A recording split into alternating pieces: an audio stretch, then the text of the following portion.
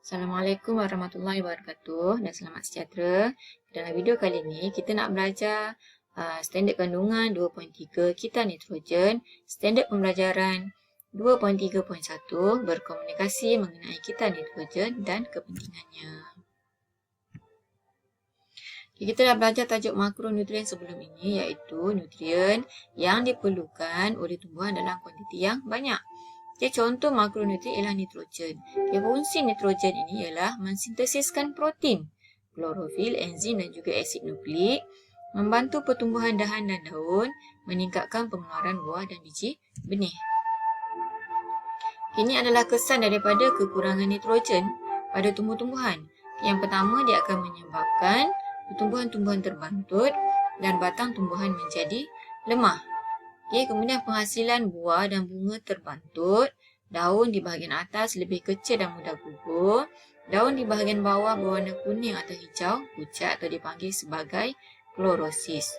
Namun dia punya pertumbuhan akar dia normal. 2.3 iaitu kitar nitrogen, iaitu kitar semula jadi yang mengitarkan unsur nitrogen antara tumbuhan dengan haiwan dan seterusnya di atmosfera, tanah dan air. Walaupun dalam udara kita ni terdapat 78% gas nitrogen, tetapi tumbuh-tumbuhan tak dapat menyerap gas nitrogen secara langsung daripada udara. Jadi nitrogen ini perlu ditukarkan kepada ion nitrat, barulah ia dapat digunakan oleh tumbuh-tumbuhan. Ini kitar nitrogen bermula dengan gas nitrogen di udara. Bermula dengan gas nitrogen di udara. Gas nitrogen ni tadi akan ditukarkan menjadi ion nitrat. Oleh yang pertama melalui tindakan kilat. Yang kedua oleh bakteria pengikat nitrogen. Bakteria pengikat nitrogen ini duduknya di dalam nodul akar tumbuhan kekacang. Contohnya pokok kacang panjang ataupun pokok kacang tanah. Nama proses yang berlaku ialah proses pengikatan nitrogen. Tindak balas pengikatan nitrogen ataupun proses pengikatan nitrogen. Jadi dia akan menyebabkan tanah ini subur. Disebabkan terdapatnya ion nitrat dalam tanah, dia menyebabkan tanah menjadi subur. Selain daripada itu, untuk menambahkan kesuburan tanah, kita boleh juga menggunakan baja bernitrogen. Contohnya baja amonium nitrat. Setelah dia menjadi nitrogen ni tadi menjadi ion nitrat, barulah tumbuh-tumbuhan ni tadi boleh gunakan nitrogen ni tadi. Jadi tumbuhan akan menyerap ion nitrat melalui akarnya. Bila dia dah serap ion nitrat ni tadi melalui akarnya, maka dia akan menghasilkan protein tumbuhan. Sekiranya tumbuhan ni tadi dimakan oleh haiwan, maka protein tumbuhan ni tadi akan ditukarkan menjadi protein haiwan. Dan sekiranya haiwan ataupun tumbuhan ni tadi mati, maka bangkai haiwan dan tumbuhan yang mati mengalami tindak balas ataupun proses penguraian oleh bakteria pengurai dan juga kulat pengurai. Jadi bakteria pengurai dan kulat pengurai ni tadi akan menukarkan bangkai haiwan dan tumbuhan tadi menjadi sebatian amonium. Kemudian daripada sebatian amonium dia akan ditukarkan menjadi ion nitrit oleh bakteria penitritan melalui tindak balas penitritan ataupun proses penitritan. Kemudian daripada ion nitrit akan ditukarkan menjadi ion nitrat oleh bakteria penitritan melalui tindak balas penitritan atau proses penitritan. Kemudian ion nitrat ni tadi akan ditukarkan semula menjadi gas nitrogen oleh bakteria pendinitritan melalui tindak balas pendinitritan atau proses pendinitritan. Jadi proses ni dia berulang. Gas nitrogen ditukar menjadi ion nitrat dan dia akan ditukarkan semula menjadi gas nitrogen di udara.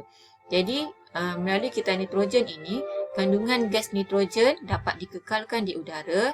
Kemudian kesuburan tanah juga kemudian tanah juga akan menjadi subur sebabnya gas nitrogen tadi akan ditukarkan menjadi ion nitrat.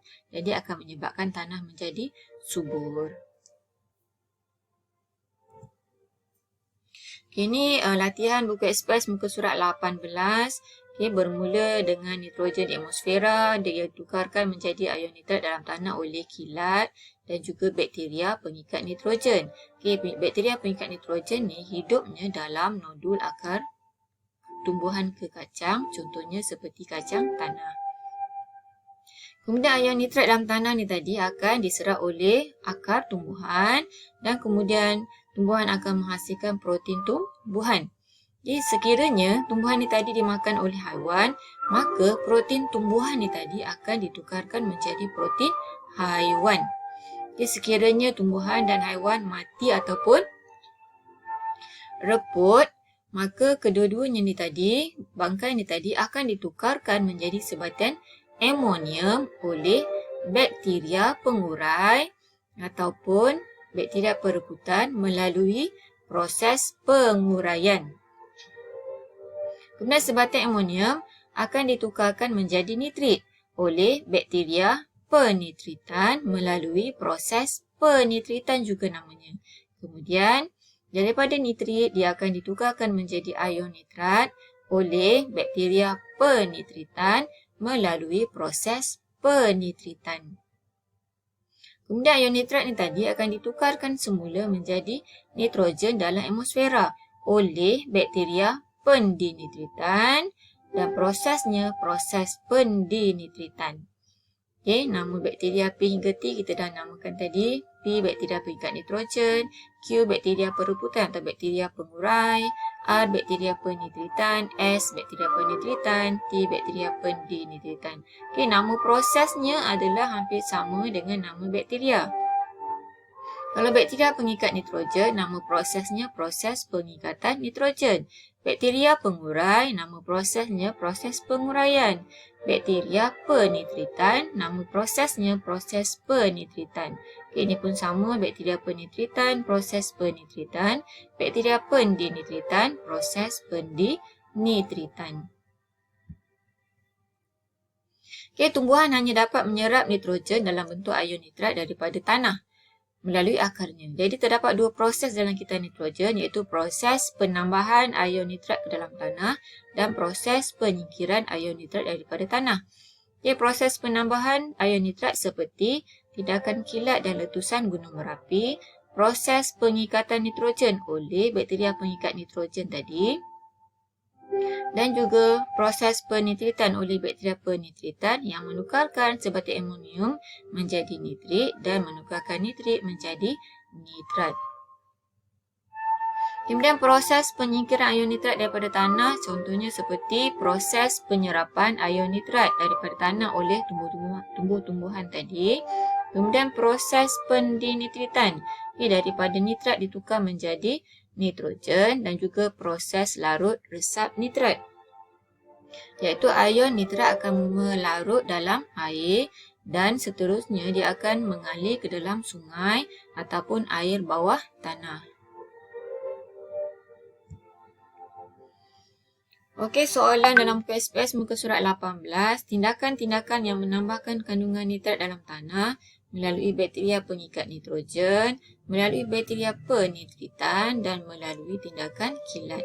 Kemudian tindakan yang mengurangkan kandungan nitrat dalam tanah iaitu melalui bakteria pendinitritan, melalui penyerapan nitrat oleh akar tumbuhan dan juga melalui larut resap nitrat.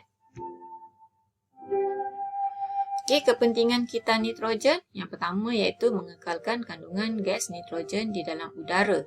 Okey, sebabnya nitrogen di udara dia akan ditukarkan menjadi ion nitrat dan kemudian ion nitrat akan dikembalikan semula ke udara menjadi gas nitrogen.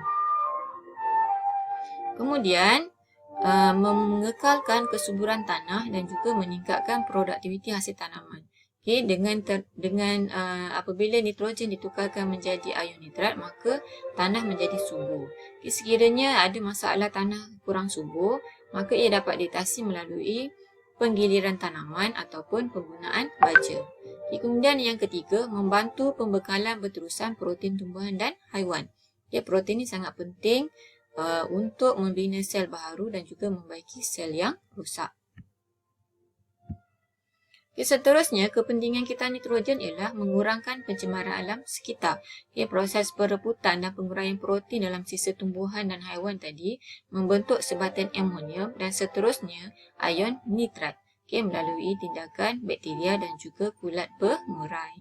Proses dalam kita nitrogen seperti penitritan ni dia membantu mengurangkan pencemaran alam sekitar dan diaplikasikan dalam teknologi hijau untuk menghasilkan kompos. Nombor 5, soalan dalam buku SPS muka surat 18, kepentingan kita nitrogen. Yang pertama untuk mengekalkan kesuburan tanah, mengekalkan kandungan nitrogen dalam alam semula jadi dan juga membantu pembekalan berterusan protein tumbuhan dan juga protein haiwan. Sekian saja untuk hari ini. Sekian, terima kasih.